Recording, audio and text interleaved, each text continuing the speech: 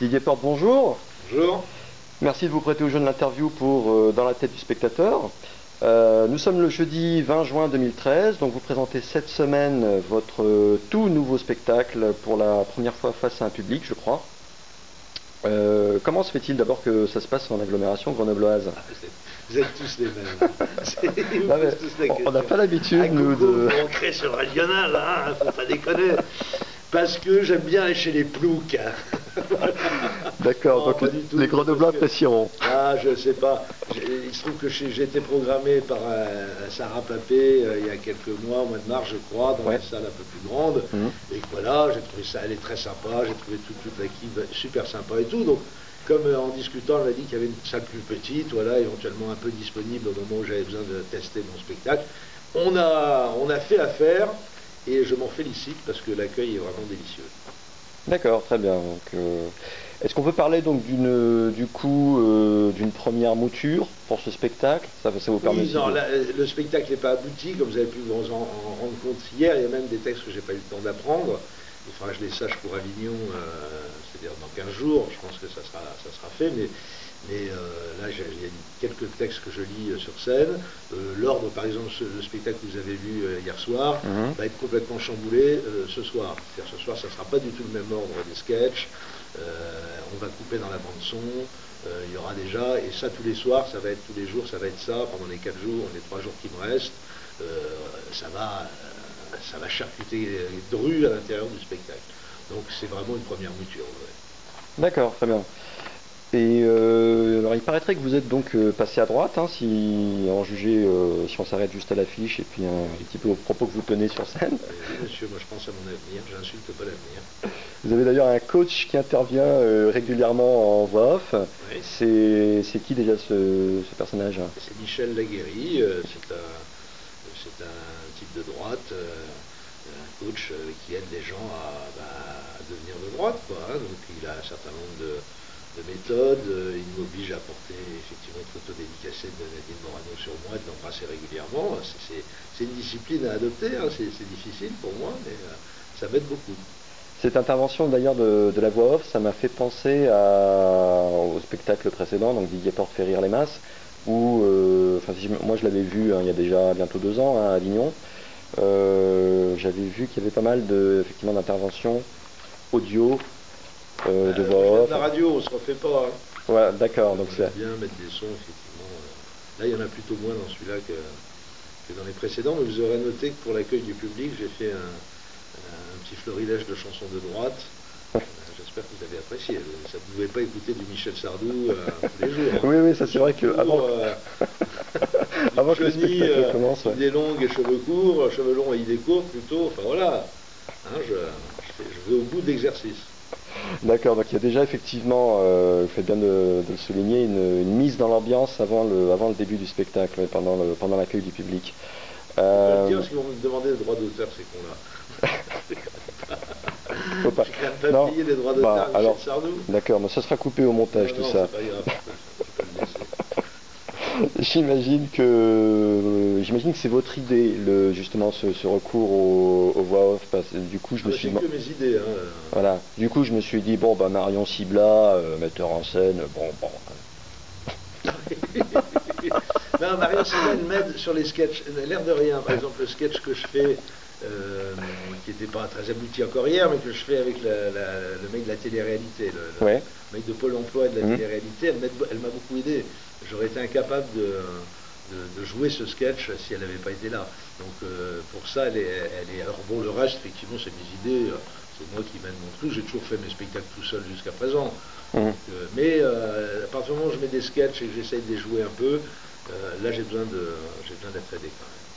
D'accord. Est-ce que du coup c'est ce fait, c'est une question là qui me vient comme ça, est-ce que c'est le fait de passer à droite qui vous donne envie du coup de devenir comédien à part entière aussi? Non mais, non, mais je me dis tant qu'à faire, moi je suis pas comédien, j'ai jamais prétendu l'être, mais tant qu'à monter sur scène, et puis j'avais un sketch joué jusqu'à présent, celui du Proloton, au téléphone, qui était un sketch un peu joué, donc et qui marche bien, qui est le sketch sûrement qui marche le mieux dans mon spectacle. Donc voilà, je me suis dit cette fois je vais faire plus de sketch, un peu moins de stand-up. Et donc j'ai essayé, j'en ai encore un que j'ai pas eu le temps d'apprendre. et sur un assistant social donc, qui visite l'appartement d'un handicapé. Et donc voilà, je me suis dit je vais écrire quelques sketchs. Alors là, pour l'instant, ils sont un peu à l'état d'ébauche, mais s'ils sont bien joués, ça peut fonctionner, ça peut être sympa. D'accord. Alors, pour rester dans le spectacle, donc moi qui ai eu le privilège de voir la première hier, j'ai recueilli quelques répliques cultes que vous avez dans la petite boîte en face de vous. Je vous propose de... Alors, comme je suis un journaliste un petit peu véreux, hein, pas très honnête, je les ai prises, donc elles sont hors contexte. À vous de justifier un petit peu tout ça. Alors, donc il bosse à TF1, donc il n'a pas besoin d'aller au culte. Ah, c'est pas joli ça. C'est pas très gentil. C'est un peu ce que j'ai dit à notre ami Claire Chazal, qui était l'invité d'À la bonne heure sur RTL la semaine dernière,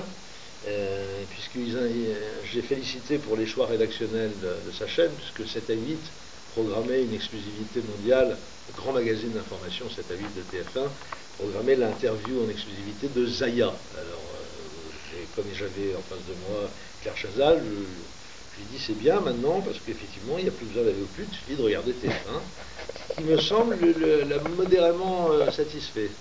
Elle n'était pas très contente. Voilà, je crois qu'il n'y a rien à ajouter. Hein. Bon. Ah on laissera le public apprécier. Hein. Moi, en tout cas, j'ai... Vous en voulez une autre? Ouais. Je les fais toutes? Oui, bon, de toute façon, il n'y en a pas beaucoup. Hein. Bon, vous avez bossé. Hein. Alors, passez-moi le PR, s'il vous plaît. Qu'est-ce que vous voulez savoir là-dessus? Alors j'ai cru comprendre donc que l'EPR, alors au début je pensais à l'EPR, c'est L''EPR, voilà, et puis bon je me suis dit non, il fait pas du Nicolas Lambert, donc du coup c'est... Vous connaissez Nicolas Lambert, c'est bien. Hein. Et oui, mais il est passé il y a pas très longtemps sur l'agglomération grenobloise, il a fait 3 dates, mais vraiment hors agglo, hein, parce que là vous êtes à Hébin, vous êtes vraiment, on va dire, à la porte de Grenoble. Lui, c'était quand même un petit peu plus dans la campagne. Non, il est super. Hein. Ouais.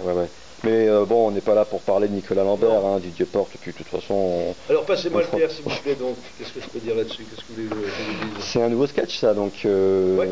C'est un sketch à part entière où vous incarnez un conseiller. Aquilino Morel. Donc, conseiller en communication et conseiller en général politique du PR, du président de la République. D'accord. C'est comme ça qu'on appelle dans la maison intramuros, c'est comme ça qu'on appelle les présidents, on les appelle l'EPR. L'EPR, d'accord. Passez-moi le PR, donc Aquilino, et son interlocuteur lui dit manifestement oui, monsieur Guénaud, et là il dit non, arrêtez, Guénaud vous ne le verrez plus, moi c'est Aquilino, l'autre lui dit moi c'est Morel, et l'autre lui dit François, non pas François, Aquilino, l'alternance ils ont du mal. Voilà, donc c'est le principe du sketch chez Aquilino qui a écrit un discours, puisqu'il lui écrit aussi ses discours, un certain nombre, pour François Hollande, et François Hollande trouve ça trop à gauche pour lui. Donc Aquilino négocie avec François Hollande le contenu de son discours.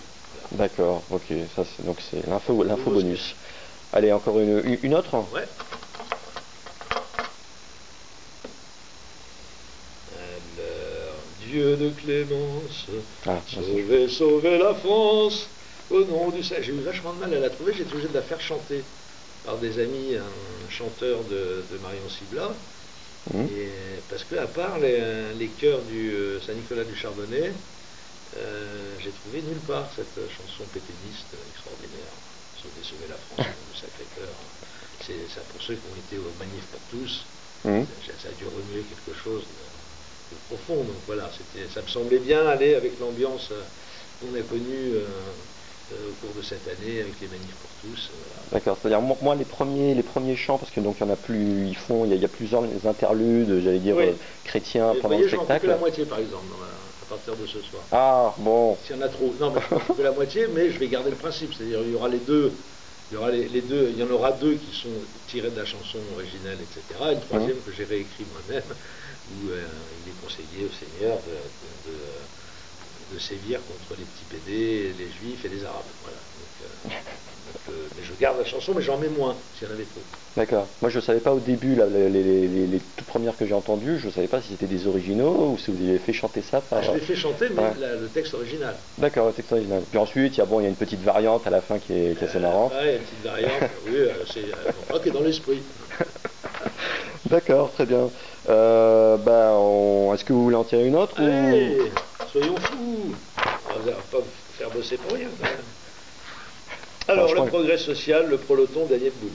Qu'est-ce que je peux Alors, dire Daniel Bougnou, moi, je sais pas qui c'est. C'est un théoricien de la communication. C'est un type qui est c'est un médiologue. C'est un peu un type qui est dans le. Je pense qu'il doit être assez proche de Régis Debray, de gens comme ça. Daniel Bougnou, c'est un universitaire qui n'a pas écrit depuis quelque temps d'ailleurs, mais que j'aimais beaucoup. Et donc, voilà, c'était l'occasion d'avoir une petite réflexion sur le.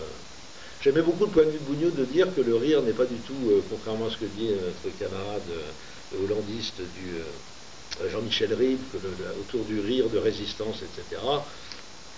C'est pas toujours un vecteur de résistance, le rire. C'est souvent un vecteur de panurgisme et de conformisme.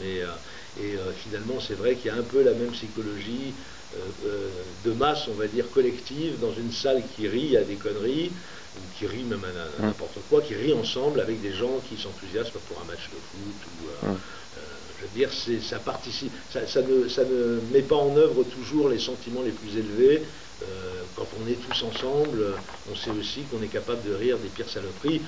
Bedos avait fait un excellent sketch là-dessus qui était vraiment génial. Je crois qu'il n'a pas été égalé depuis, où il disait, moi mes potes me disent je suis capable de faire rire en lisant le bottin téléphonique.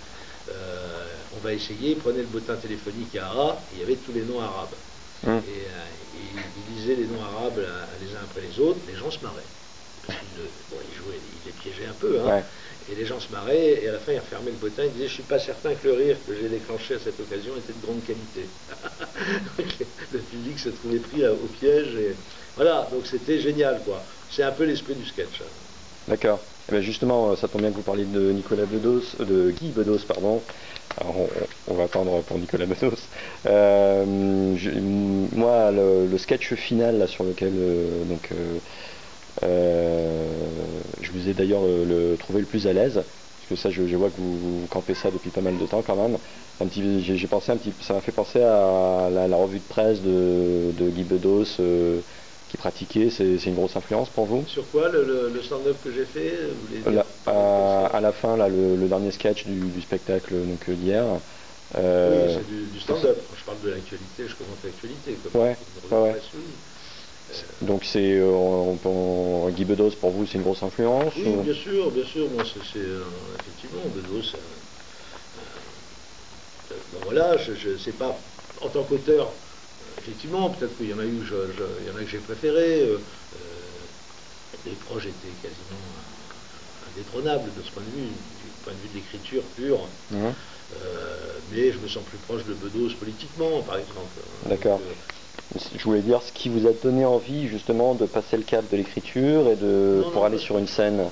Ce qui m'a donné envie, c'est qu'en fait ça s'est fait un peu de manière fortuite, puisque j'étais journaliste, mais j'aimais bien déconner, écrire des papiers un peu rigolos, faire des chroniques un peu déconnantes à la radio. Et puis du jour où j'ai fait ça en public, pour la radio d'ailleurs, à l'époque de Rien à cirer, c'était des émissions en public. C'est vrai, quand vous goûtez à ça, ce rapport au public, à cette réaction instantanée qu'il peut y avoir quand vous êtes drôle ou quand vous êtes percutant. Donc voilà, quand on a tâté de ça, j'ai pas besoin d'avoir un exemple ou un grand ancêtre ou une figure. Voilà, c'est quand on goûte à ça, on y prend goût, quoi. D'accord, ouais, ça s'est fait comme ça. J'ai fait des émissions de radio en public, mon style, j'ai toujours aimé écrire avec humour, mais bon, voilà, à un moment, je suis basculé dans un côté plus humoristique que journalistique, quoi. D'accord, donc est-ce qu'on peut dire que vous êtes donc un homme de scène qui vient de la radio? Absolument, oui, je suis pas un homme de scène, on ne peut pas dire. J'ai commencé à 40 piges, pour moi c'était une sorte de hobby, de truc un peu de péché mignon, quoi. Mais bon, maintenant ça fait 15 ans que j'en fais. Voilà, j'adore ça, bien sûr. D'accord, très bien. Bah, merci beaucoup, Didier Porte. Et puis, vous serez à Avignon aussi, on peut le dire. Ah oui, au Théâtre de l'Alizé, hein, donc du 8 au 31 à 19h45, Théâtre de l'Alizé. 19h45, très bien. Merci.